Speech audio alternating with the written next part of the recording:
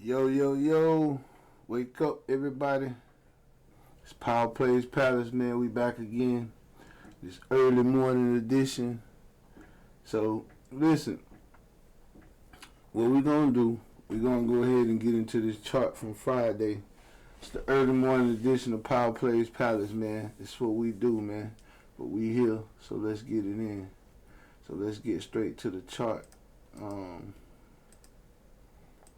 So on Friday, we were looking at a pre-market high of 746.50, pre-market low of 742.80, and the previous day high of 742.45, previous day low of 734.60. What we're gonna do, if SPY was to push above that pre-market high, around open or when it's about to open, we were gonna look for opportunities to get the 748, 750, 752, 755. And if it pulled back to the pre-market low before it started to move up, then we'll be looking at trying to get back to the pre-market high of 746.50 and then target 748, 750, 752, and 755.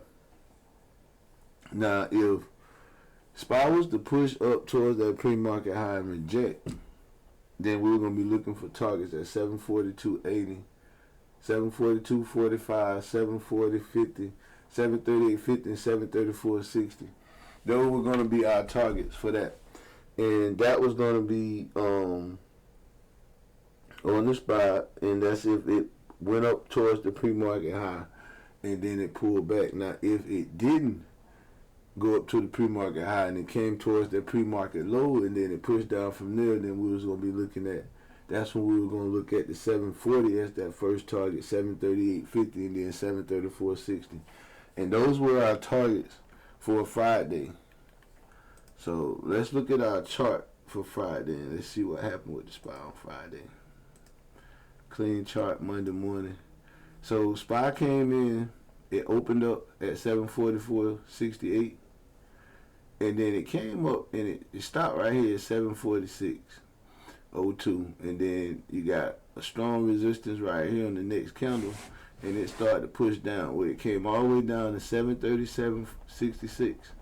From there it pushed up 742. So that's a $5 move. Now this move from 746 to 737, that's a $9 move. Then you got a $5 move back up. Then we got some consolidation.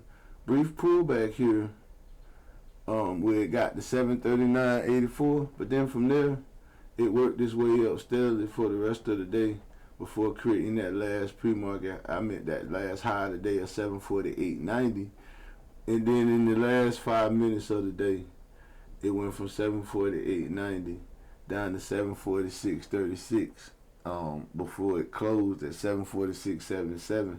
Now the last 15 minutes of the day over the 4:15, it actually closed at 747.01, and then the overnight it closed at 744.27. Now after overnight, what did it do? It gapped up this morning where it opened all the way up at 749.57, which is actually higher than it closed on Friday and higher than the high of the day for Friday, creating a nice big gap up there, about $5 gap. $3, no, 744. Now that's a $5 gap.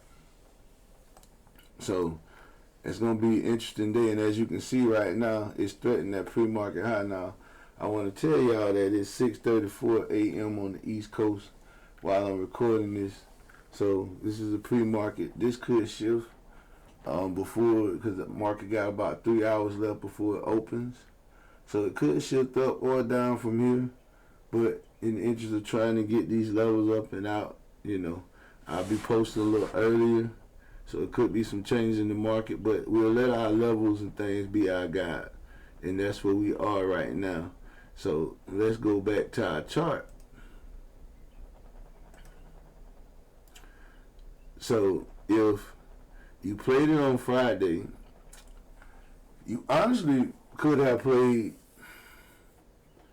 could have played it down because it opened at 744, and then it played all the way down to 737.66. Now, so you could have played that down, all the way down there, and then you could have played it all the way back up to the 748 range because it went all the way down and established that low, but then it pushed all the way back up past the pre-market high and the high that established at the first 15. So you could have played it back up and did a great job right there also. So if you played Friday, you could have played multiple levels in both directions depending on your timing, and then you should have had a pretty decent day. So let's look at the chart for today so far anyway. And like I said, it's early in the morning on the East Coast, about 6:30. The pre-market high currently is 750.87. Pre-market low is 749.67. What we'll be doing is set our levels. Our previous day high is 748.90. Our previous day low is 737.66. So you know there's a gap that formed this morning. But if SPY continues to move up and push past this pre-market high that we have currently set, then our target is going to be 752, 754, 756, and 758. Now understand, even if SPY pushes up past some of my levels in the pre-market before the market opens, these other levels remain true. So you can continue to follow that trend and just and lose those levels if you're going to follow the chart.